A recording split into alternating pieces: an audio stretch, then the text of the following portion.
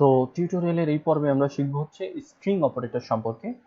তো string operator আসলে দুই প্রকার, সেটা হচ্ছে ডট। এই ডটটাকে আমরা ইউজ করি হচ্ছে স্ট্রিং কনকার্ডিনেশনের জন্য।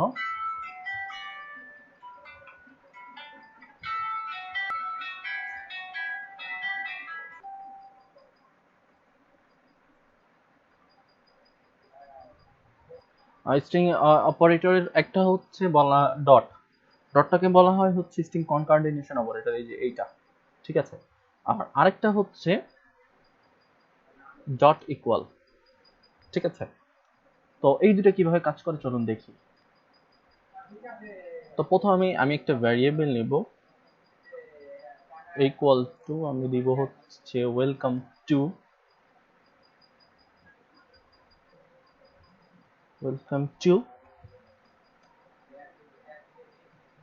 আরেকটা নিব বি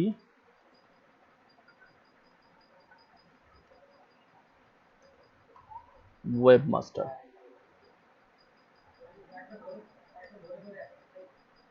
এবং আমরা প্রথমে দেখছিলাম কি একটা ডট, যেটাকে স্ট্রিং কনকার্ডিনেশন অপারেটর বলা হয়। কনকার্ডিনেশন মানে কি দুইটা স্ট্রিংকে একসাথে যোগ করা, ঠিক আছে।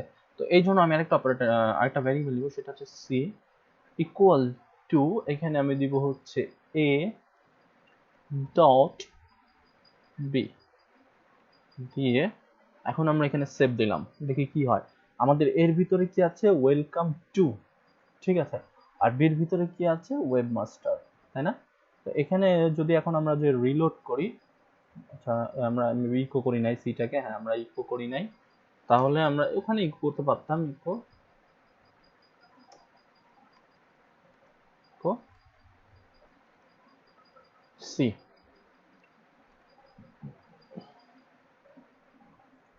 এখন আমরা এখানে রিলোড করে দেবো ওয়েলকাম টু ওয়েব মাস্টার।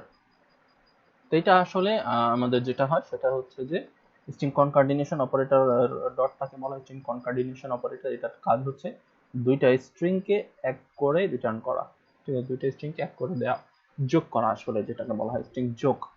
ওকে, তো এইবার আমরা দেখব হচ্ছে ডট ইকুয়াল কোনটা, ডট ইকুয়ালের কাজ কি, তাই না? তো ডট ইকুয়ালের কাজ হচ্ছে, আমরা এই দুটো মুছে দিই, আমরা এখানে দিলাম হচ্ছে এ ডট ইকুয়াল বি। এখন আমরা যদি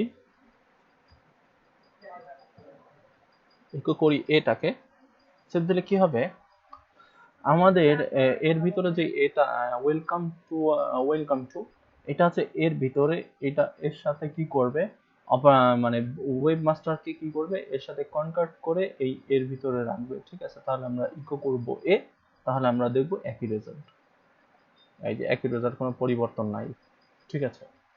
তাহলে আমি যদি আবার ওয়েলকাম টু মাই চ্যানেল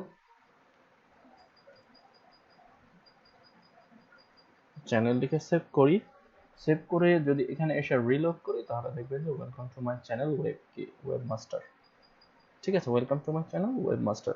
আমাদের এখানে স্পেস পড়লো না, কারণ আমরা এখানে কোনো স্পেস ইউজ করি না। এখন যদি আমরা এখানে স্পেস দিয়ে আবার এখানে রিলোড করি, তাহলে দেখবো এখানে একটা স্পেস চলে আসে। আশা করি আপনারা স্ট্রিং অপারেটর সম্পর্কে অবগত হয়েছেন। তো আজকে টিউটোরিয়ালটা এই পর্যন্ত, দেখা হবে আগামী টিউটোরিয়ালে।